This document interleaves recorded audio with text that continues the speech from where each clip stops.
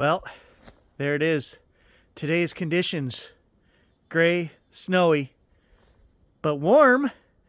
It's only -1 degree Celsius. So I'm going to grab the cameras.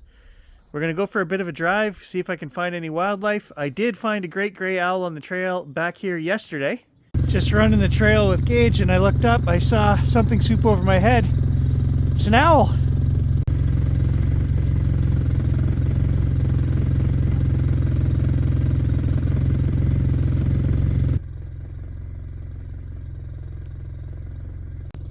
So Gerald's always asking me about great grays. Well, there's one right there on the trail. That is not a barred owl, that is a great gray.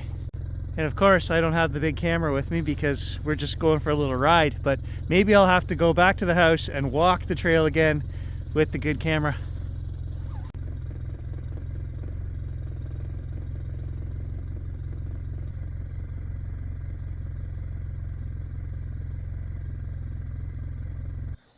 But that was yesterday.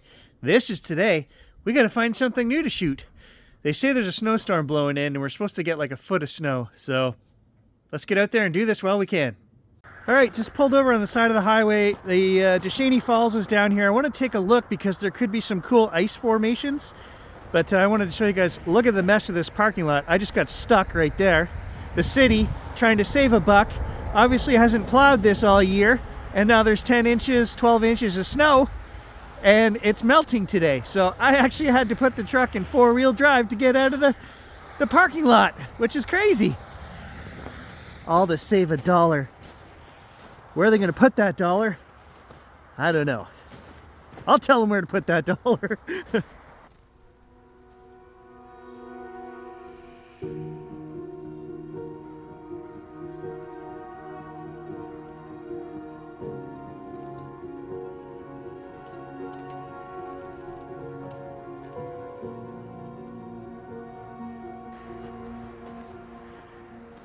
Well, that's disappointing.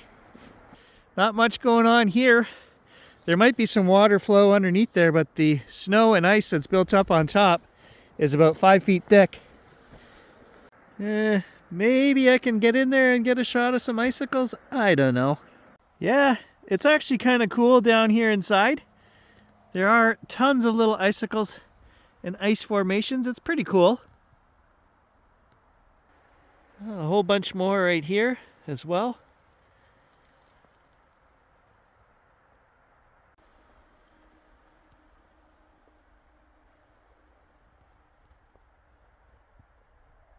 I can feel the weight of the snow. There are tons just sliding down this face here, and then there's a cave system in there. But I'm not gonna go in there. I used to work underground. I know that feeling.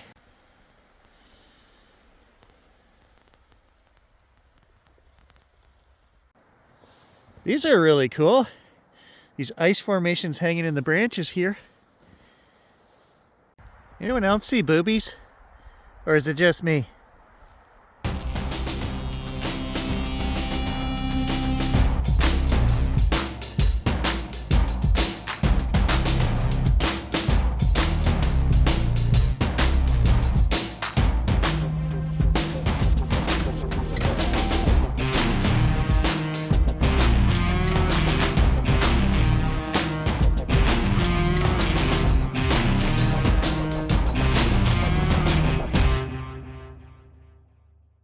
I do have a tendency to see boobies everywhere I look. All right, a cool little stop here.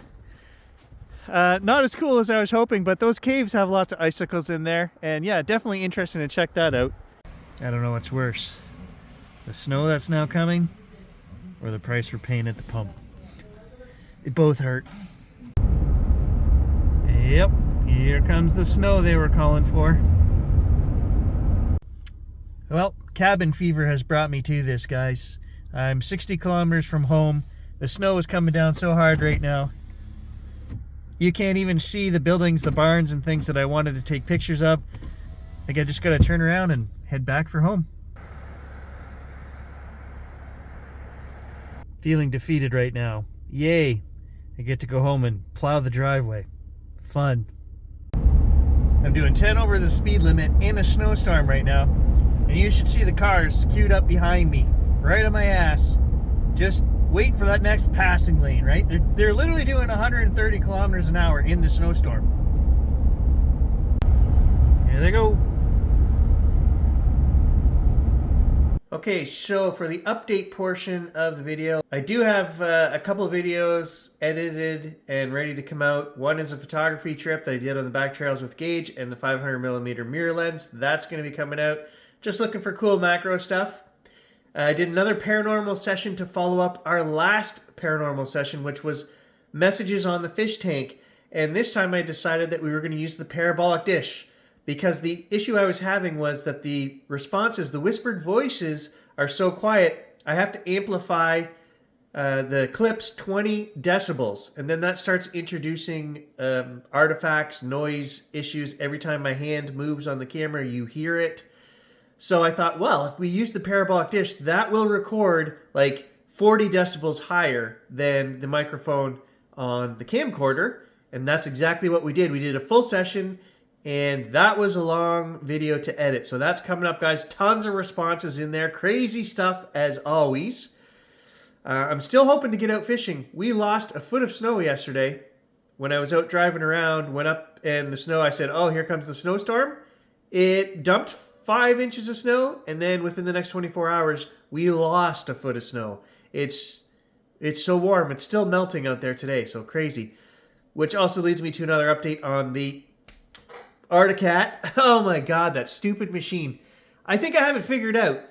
It ran fine last year because we only ran it a couple days. Up until today, it has run fine through the better part of a tank of gas. Took it around the trail, parked it, left it, went to go use it the next day. It would not start.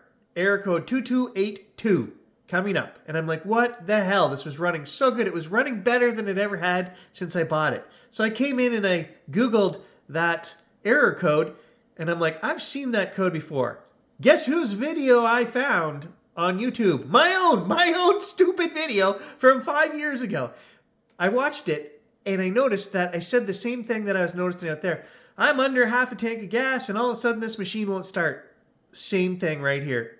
Once this machine gets under half a tank, there's a vacuum leak somewhere. There isn't enough pressure in the tank, and that's causing a fuel issue. I think it's the tank. There might be a small crack in that gas tank causing a vacuum leak, which then causes that 2282 code, which causes the machine to have a hard time starting. I don't know. Twice now I have been given the go-ahead, the green light from Articat to bring the machine in and get it looked at, and none of the dealerships here would look at it because they wouldn't say why, but I think it's because the way Articat pays their guys for warranty work or out of warranty work, because my machine was out of warranty. And due to COVID, the first time we had these issues 5 years ago, it never got looked at. So here I am at this point now, 7 years into owning this machine, and I've hated it since the day I bought it. What do you do? Does Gary just suck it up and say, screw it, sell it for $2,000, paid $12 for it, saying, yeah, there's an issue here, sell it, and buy what I really just wanted? Or do I just keep suffering through and going, oh, well, 75% of the time I can get on it and go for a ride? I don't know. At this point in my life, I'm too damn old to hate the things that I own. I'm really thinking I just get rid of this machine. It's a 4-stroke. There's no way. I've tried everything. I was going to say there's no way I can work on it. I have, guys. I've replaced sensors on it. We tore it down. We tried moving the exhaust system to make the shake. There's so much shake in there. We've upped the RPMs. We've done everything that I think we can do. You know, being so computerized, these machines, there isn't much left I can do. Anyway, comment below. Let me know. What do you think I should do? Just get rid of it and buy what I really want? Or should I just keep suffering? When I put it that way, the answer seems pretty simple.